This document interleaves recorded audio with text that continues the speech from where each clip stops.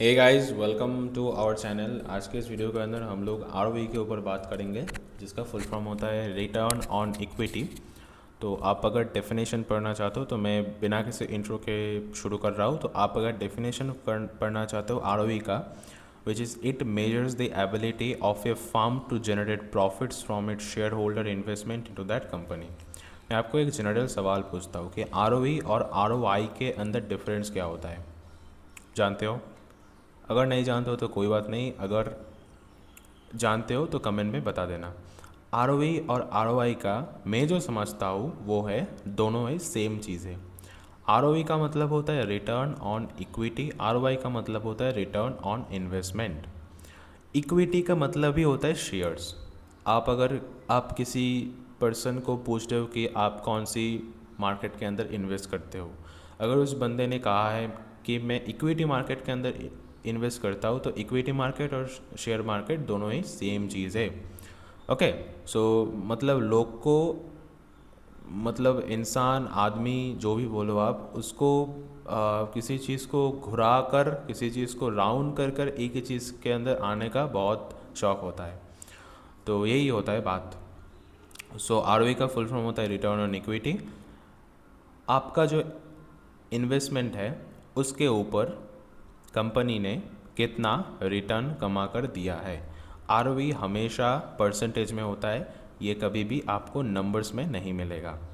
Numbers के अंदर percentage में होता है। So so let's calculate it. Mathematical term क्या होता है आर का?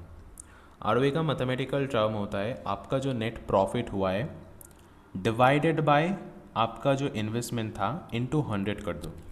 यानी कि अगर मैं आपको एग्जांपल देके बताऊँ, तो आप मान लो किसी कंपनी के ऊपर 50,000 रुपये इन्वेस्टमेंट किए थे, एंड एक साल के अंदर आपका जो प्रॉफिट हुआ है वो 15,000 का प्रॉफिट हुआ है। यानी कि आपका एक साल के बाद आपका जो आपका जो मार्केट कैप है, आपका जो शेयर प्राइस है, वो टोटल मिला के आपके पास है 65,000 करोड़ रुपये। सॉरी, मैं क्या बक रहा हूँ भाई, 65,000 रुपये। एंड 15,000 बाय 50,000 इंटू 100 अगर आप करोगे तो आपका जो आर निकलेगा वो निकलेगा 30%।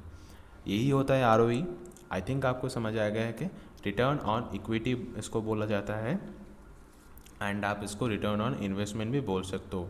रिटर्न ऑन इक्विटी क्यों बोला जाता है? बिकॉज ये कंपनी का शेयर होल्डर्स का जो प्रॉफिट है उसके ऊपर मेजर किया जाता है। एंड रिटर्न ऑन इन्वेस्टमेंट, मैंने अगर किसी चीज़ के अंदर इन्वेस्टमेंट किया एंड उस उधर से मुझको कितना रिटर्न आ रहा है, तो अगर मैं एक रिटेलर हूँ तो मैं बोलूँगा उसको रिटर्न ऑन इन्वेस्टमेंट, मेरा रिटर्न ऑन इन्वेस्टमेंट ये रहा।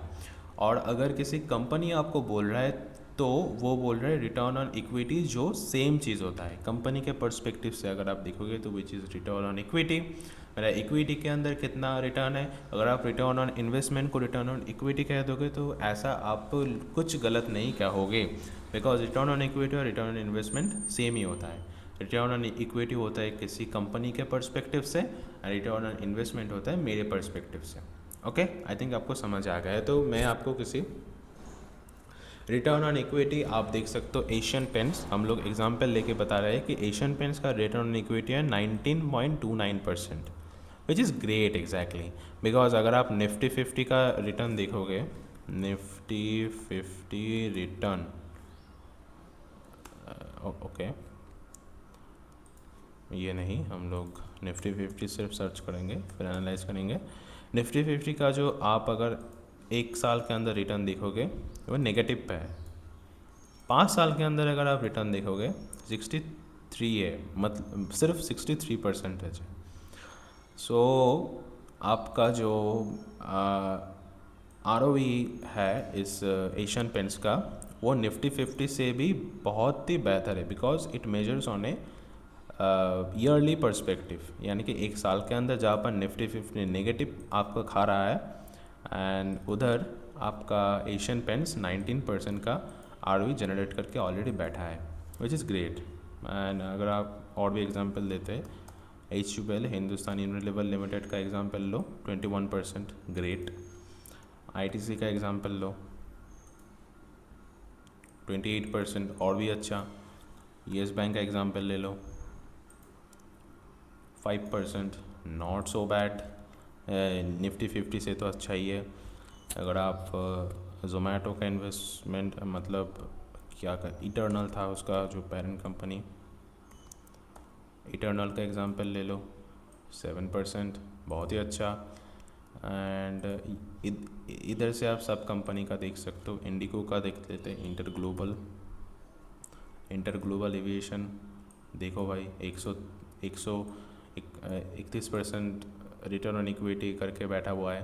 तो मतलब एविएशन सेक्टर के अंदर सिर्फ इंडिगो का ही शेयर है जो लिस्टेड है इंडिया के अंदर। तो सिर्फ इंडिगो का शेयर से पे ही आप इन्वेस्टमेंट कर सकते हो अगर आप एविएशन सेक्टर के अंदर इन्वेस्ट करना चाहते हो। सो ऐसे ही चल रहा है। एंड अगर आप नाइका क्या था वो, नाइका का कुछ और नेम था, लेकिन आप सर्च कर सकते हो कि नाइका पेरेंट कंपनी क्या था, मुझको याद नहीं आ रहा।